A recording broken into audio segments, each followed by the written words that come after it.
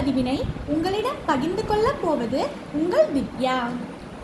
ஏன் நமக்கு கொட்டாவி வருகிறது? நாம் இருக்கக்கூடிய உலகில் பல கோடி மக்கள் வாழ்ந்து வருகின்றனர்.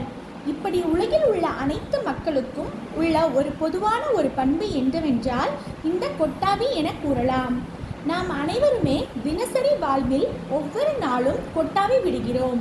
இந்த கொட்டாவி ஏன் ஏற்படுகிறது, எதற்காக ஏற்படுகிறது என்று அறிவியலாளர்களால் கூட இன்று வரை தெளிவான தகவலை கூற முடியவில்லை. நமக்கு சோர்வாக இருக்கும்போது அல்லது தூக்கம் வரும்போது அல்லது நாம் வேலை செய்யாமல் சோம்பலாக உணரும் போது கொட்டாவி விடுகிறோம். இந்த கொட்டாவி என்பது வெறும் மூச்சுக்காற்று எனலாம்.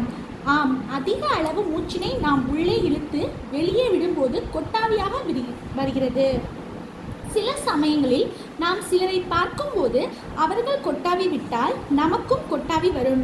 இதற்கு காரணம் நாம் அவர்களை பார்ப்பதால் நமது மூளையில் ஒரு தூண்டுதல் ஏற்படும்.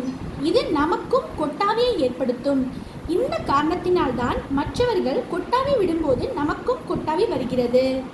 சில சமயங்களில் கொட்டாவி அதிகம் வந்தால், அதாவது ஒரு நிமிஷத்திற்கு ஒரு முறைக்கு மேல் கொட்டாவி வந்தால் அது தூக்க பிரச்சனை மற்றும் இதய பிரச்சனை கூட இருக்கக்கூடும் என மருத்துவர்கள் கூறுகிறார்கள். மற்றபடி கொட்டாவிகள் வருவது இயல்பே. கொட்டாவிகள் மற்றவர்களுக்கு பரவதற்கு காரணம் நம்முடைய கட்டுப்பாடுகள் இல்லாமலேயே திடீரென வந்துவிடும்.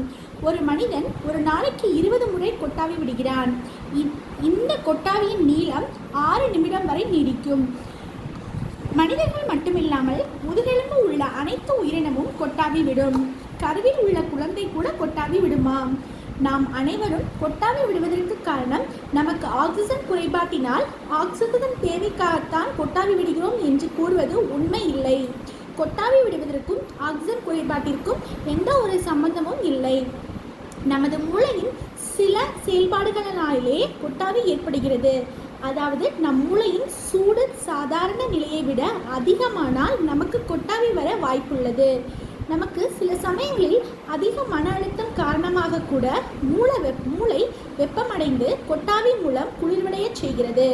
நாம் கொட்டாவி விடும்போது நாம் தாடியை அகலமாக விரிக்கும் போது நம் மூளையில் உள்ள வெப்பத்திற்கு குளிர்வடைய செய்யும். பிறகு வாயை அகலமாக திறப்பதால் அதிக அளவு குளிர்வான காற்றை எடுக்கும். இதனால் சூடான இரத்தம் குளிராகும்.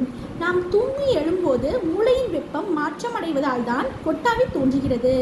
நம் வாழ்வில் கொட்டாவி ஒரு சாதாரண நிகழ்வு. இந்த கொட்டாவி அதிக சூடு உள்ள பகுதியிலோ அல்லது குளிர்வான பகுதியிலோ இருக்கும்போது ஏற்படாது. மிதமான பகுதியில் உள்ள மக்களுக்கே அதிகமாக ஏற்படும். இந்த கொட்டாவி விடுவதற்கு பல்வேறு காரணங்கள் கூறப்பட்டாலும் இன்று வரை ஒரு முழுமையான விளக்கத்தை கண்டறிய முடியவில்லை என்று அறிவியலாளர்கள் கூறுகிறார்கள். நன்றி. இந்த பதிவு உங்களுக்கு பிடித்திருந்தால் லைக் பண்ணுங்க, ஷேர் பண்ணுங்க, கமெண்ட் பண்ணுங்க. சப்ஸ்கிரைப் பண்ணாதவங்க ப்ளீஸ் சப்ஸ்கிரைப் பண்ணிக்கோங்க. நன்றி.